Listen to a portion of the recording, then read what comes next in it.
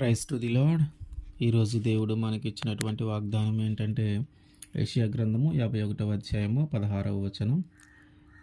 నీ నోట నా మాటలు ఉంచి నా చేతి నీడలో నిన్ను కప్పియున్నాను. ఆమేన్. మన నోట ఆయన మాటలు ఉంచుతున్నాడు. ఎవరి నోట అయితే ఆయన మాటలు ఉంచాడో వారందరిని కూడా ఆయన చేతి నీడలో కప్పి ఉంచుతున్నాడు. వారిని ఆయన కాచి కాపాడుతూ ఉన్నాడు. ఆయన మన నోటిలో ఆయన మాటలను ఉంచుతూ మనల్ని జాగ్రత్తగా కాపాడుకుంటూ వస్తున్నాడు. అయితే మన నోటి ద్వారా ఆయన మాటలు ఆయన ఎందుకు ఉంచాలి అనుకుంటున్నాడు? మన నోటిలో ఆయన ఎందుకు ఆయన మాటలు ఉంచాలి అని అనుకుంటున్నాడంటే, ఆయన మాటలు మన నోటి ద్వారా మనము ప్రకటించాలని, ఆయన మాటలు మన నోటి ద్వారా మనము వివరించాలని, ఆయన సువార్తను మనము ప్రకటించాలని, ఆయన సువార్తను మనము ప్రకటించాలనే ఆయన మన నోటిలో ఆయన మాటలను ఉంచుతున్నాడు. మన నోటి ద్వారా ఆయన్ని మహిమపరచడానికి, ఆయన చేసినటువంటి గొప్ప కార్యాలను వివరించడానికి, ఆయన ఎంత శక్తిమంతుడో తెలియజేయటానికి, ఆ పాపులను రక్షించే విధానము కానీ, వారిని పరలోక రాజ్యంలోనికి తీసుకొని వెళ్ళే విధానము కానీ, ఇవన్నీ కూడా ఆ ప్రజలకు తెలియజేయటానికి, ఆయన సువార్తను ప్రకటించటానికి ఆయన మన నోటిలో ఆయన మాటలు ఉంచుతూ ఉన్నాడు. మనం ఏమని ప్రకటిస్తాం? ఇదిగో యేసుక్రీస్తు వారు ఒకసారి ఈ భూమి మీదకి వచ్చారు. మన కొరకు ఆయన ప్రాణం పెట్టారు. మన కొరకు ఆయన సిలువనెక్కారు. మనము చేసినటువంటి పాపానికి, మనము చేసినటువంటి చెడ్డ పనులకి మన మీదకి రావాల్సినటువంటి దోష శిక్షను ఆయన భరించాడు. మనము చేసినటువంటి పాపానికి తగినటువంటి శిక్ష మన మీదకి రాకుండా ఆయన భరించి, ఆయన మీదకి ఆ శిక్ష వెళ్ళి ఆయన సిలువనెక్కి ఆయన మన కోసము రక్తాన్ని కార్చాడు. ఆయన మన కోసము ప్రాణం పెట్టాడు.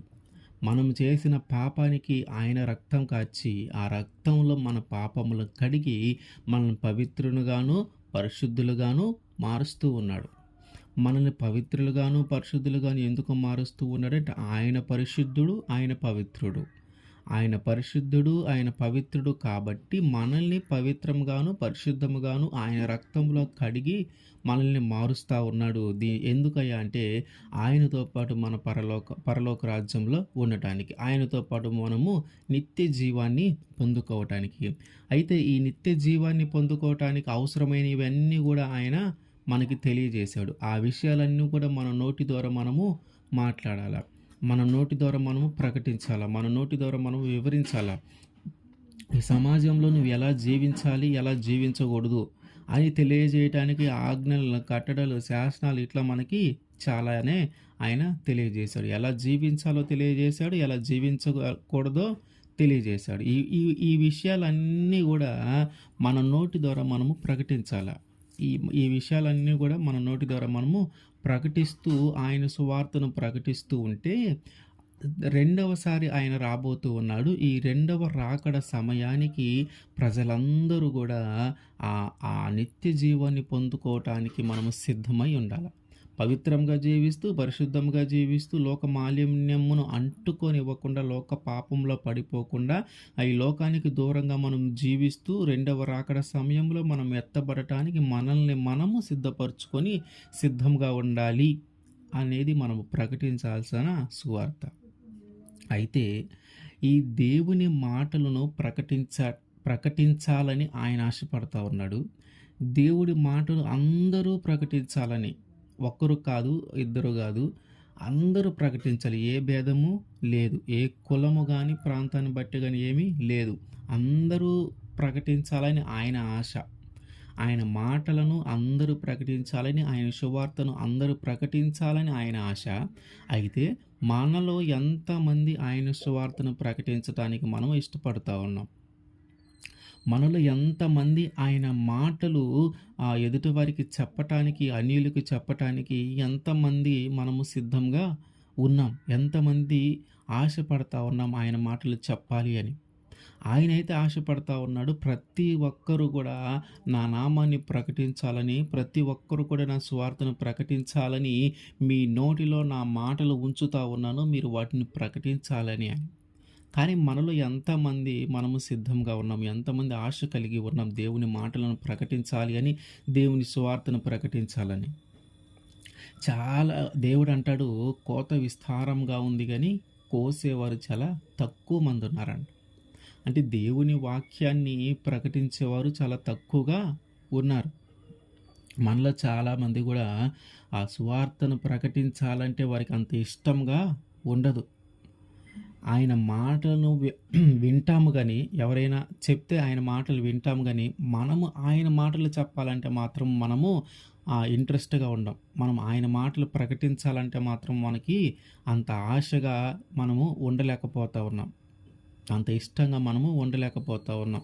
ఎందుకంటే దానికి రకరకాల కారణాలుండొచ్చు.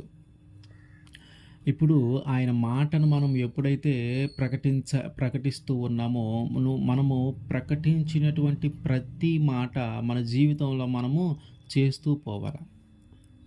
నువ్వు అబద్ధములు ఆడకూడదు అని నువ్వు ఎప్పుడైతే ప్రకటిస్తావో, అబద్ధములు ఆడకూడదని అనేది నువ్వు కూడా చేయాల.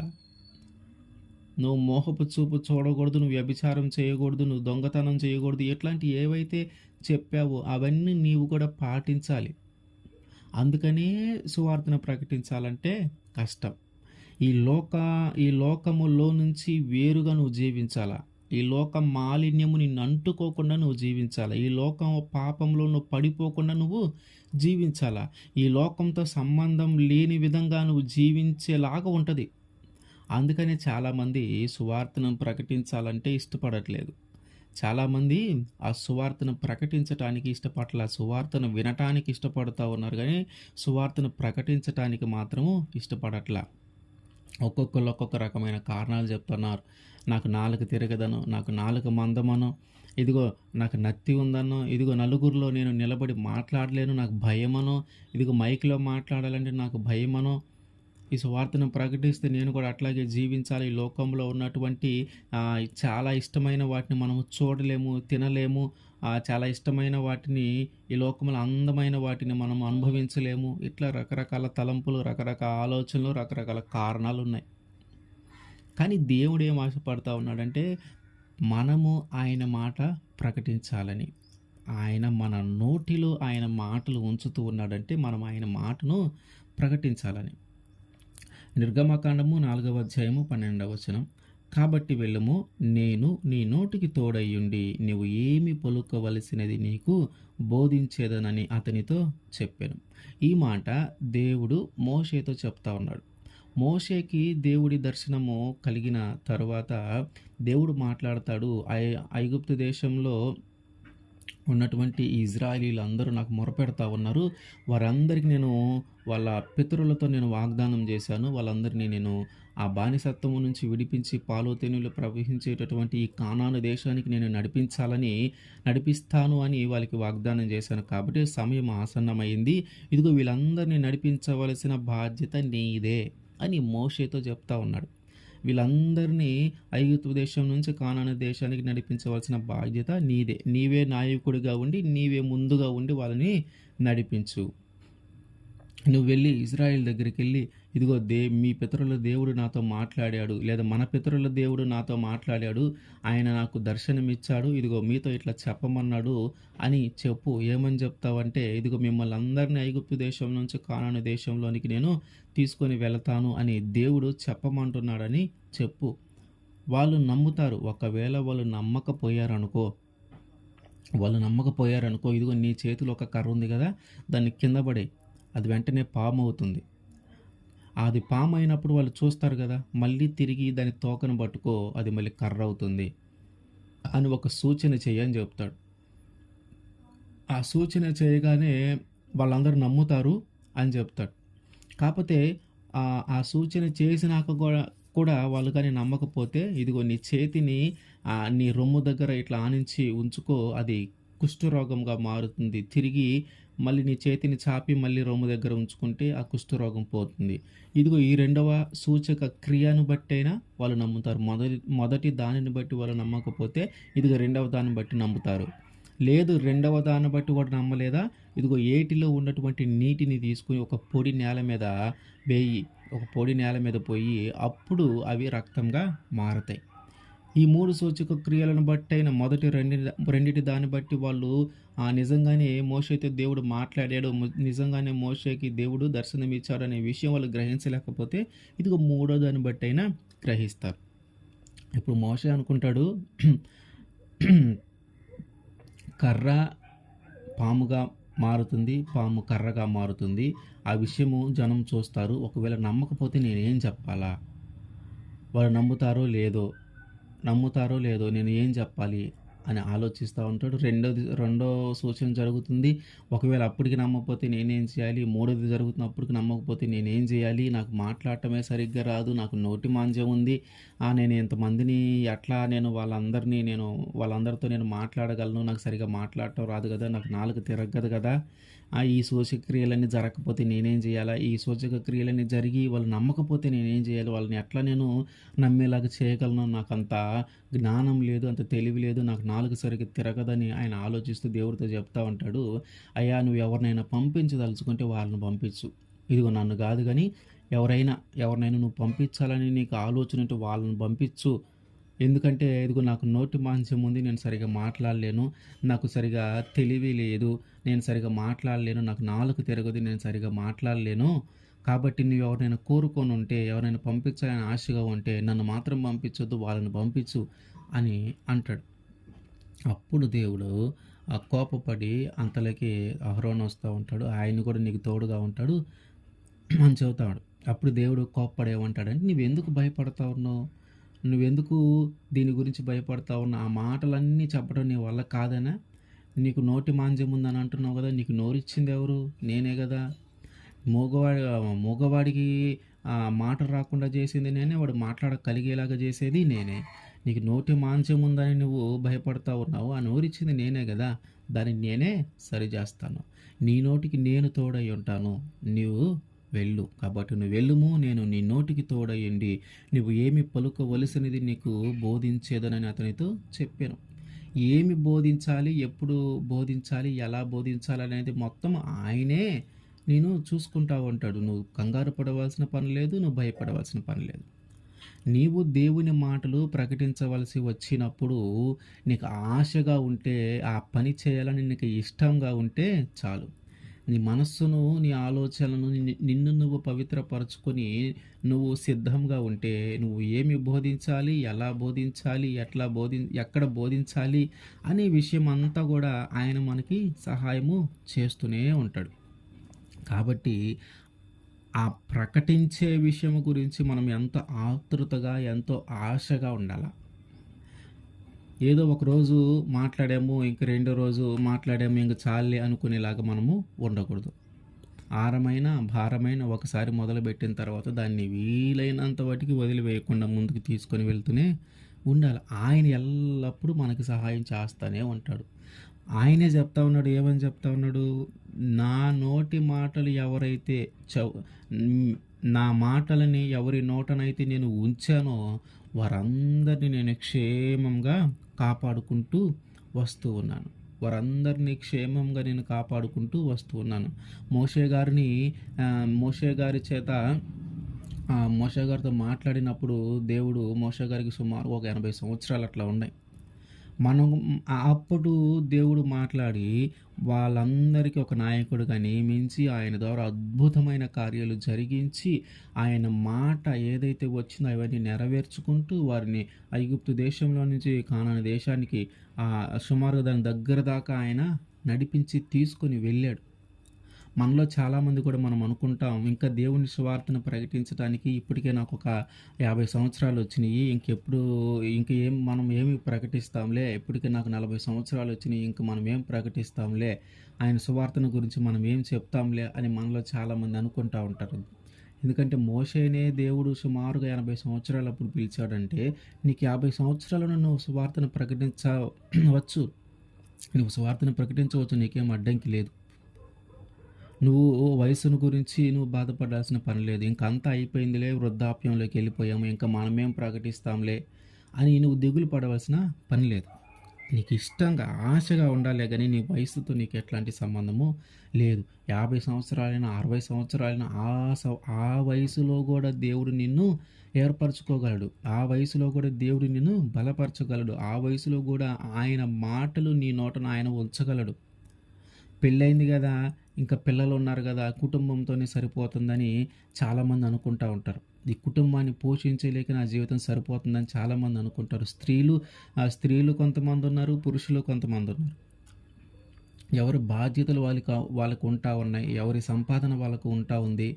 ప్రతి ఒక్కరు గూడా వాళ్ళు ఎలా బ్రతకాలి, ఎలా ధనాన్ని సంపాదించుకోవాలి, ఎలా సమాజంలో ఉన్నతంగా జీవించాలి, ఎలా ఆస్తులు సంపాదించుకోవాలి, ఇదిగో ఈ పిల్లలున్నారు వీళ్ళని పెంచి పోషించాలి, వీళ్ళకొక మంచి జీవితాన్నివ్వాలి, వీళ్ళకొక ఉన్నతమైన స్థానంలో వీళ్ళని ఉంచాలి అని ఆశపడి వాళ్ళ కోసం శ్రమించి కష్టపడతా ఉన్నారు గానీ, దేవుని సేవ చేయటానికి, దేవుని మాటలు ప్రకటించటానికి మాత్రము ఇష్టము రావట్ల. దేవుని మాటలు ప్రకటించటానికి మాత్రము ఇష్టం రావట్ల. ఈ ప్రతిసారి మనం బ్రతకాలి, మనము జీవించాలి, మనం మంచిగా ఉండాలి, మన పిల్లల్ని మంచిగా చూసుకోవాలి, ఇంక పిల్లలు కష్టపడకుండా మనమే సంపాదించాలి, వారిని ఉన్నతమైన స్థితిలో ఉంచేలాగా మనం చేయాలి, వాళ్ళు ఉన్నతమైన చదువులు చదివించాలి.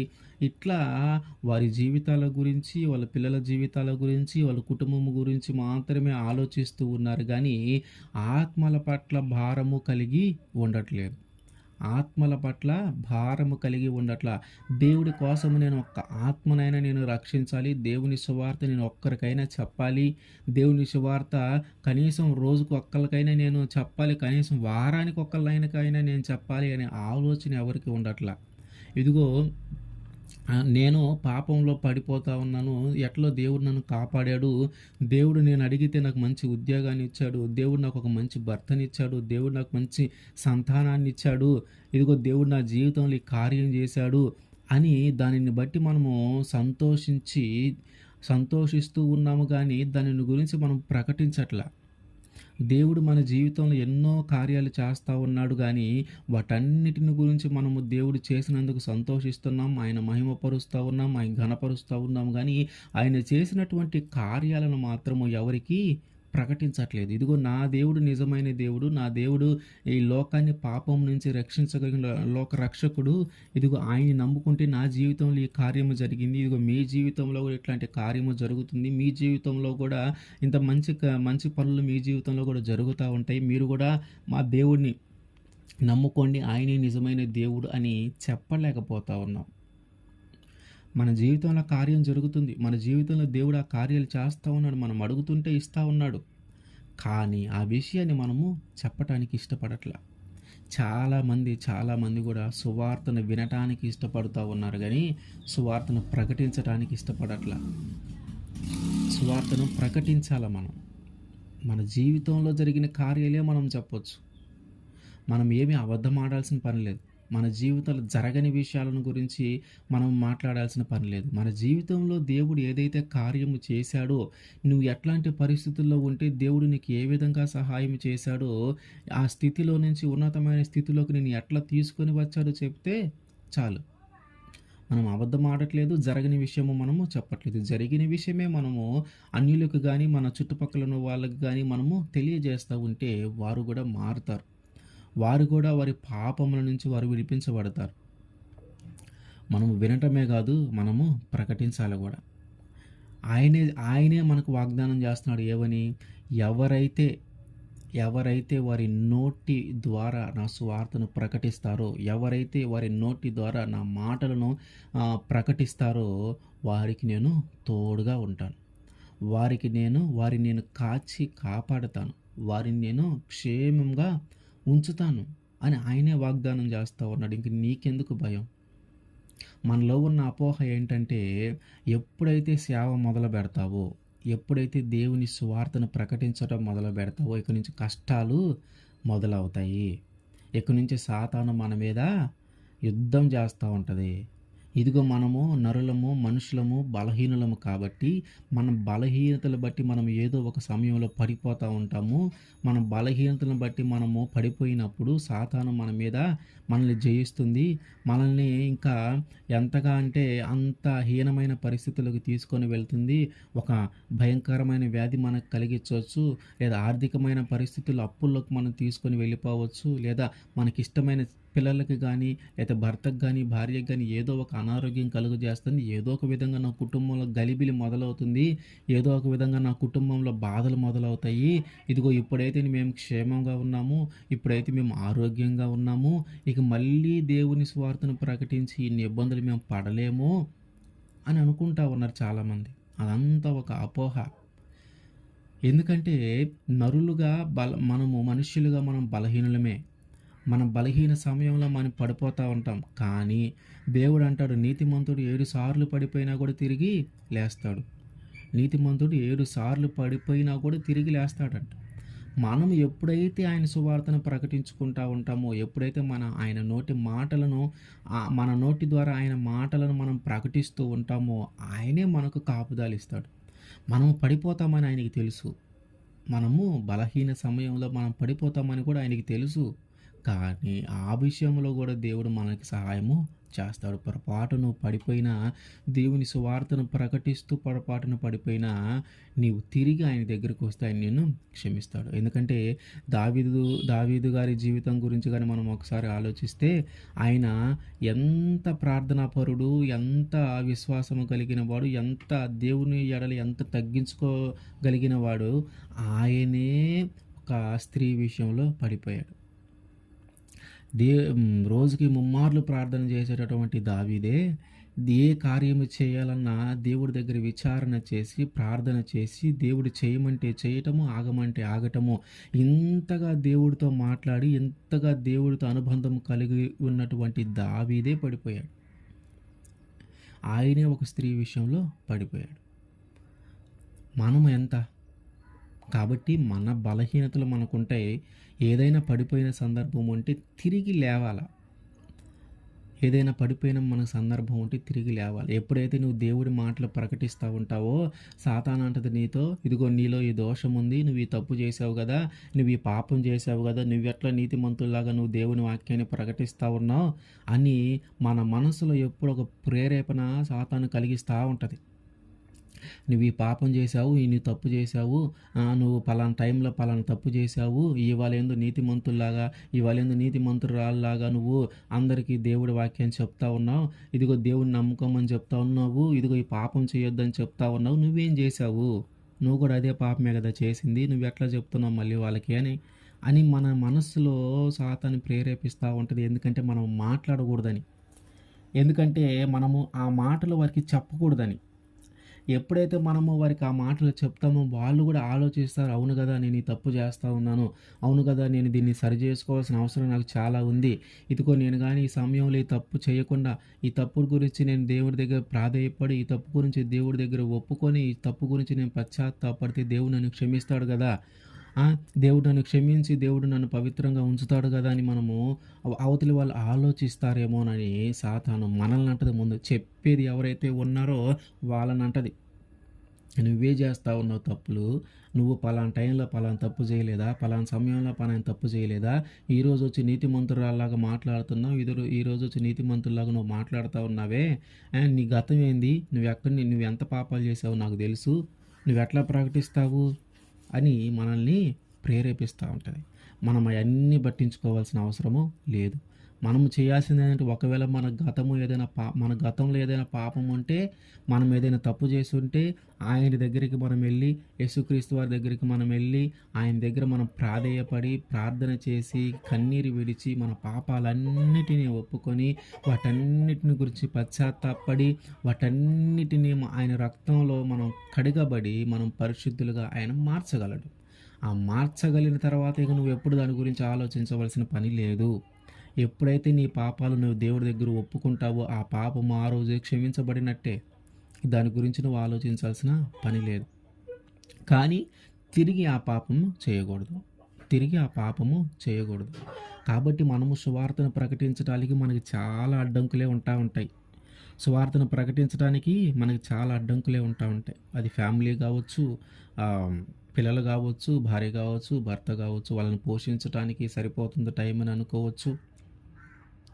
కానీ సువార్తను ప్రకటించటం అనేది ఈ లోకంలో ఉన్నటువంటి గొప్ప ఉద్యోగం ఏదన్నా ఉంది అంటే అది సువార్తను ప్రకటించేదే.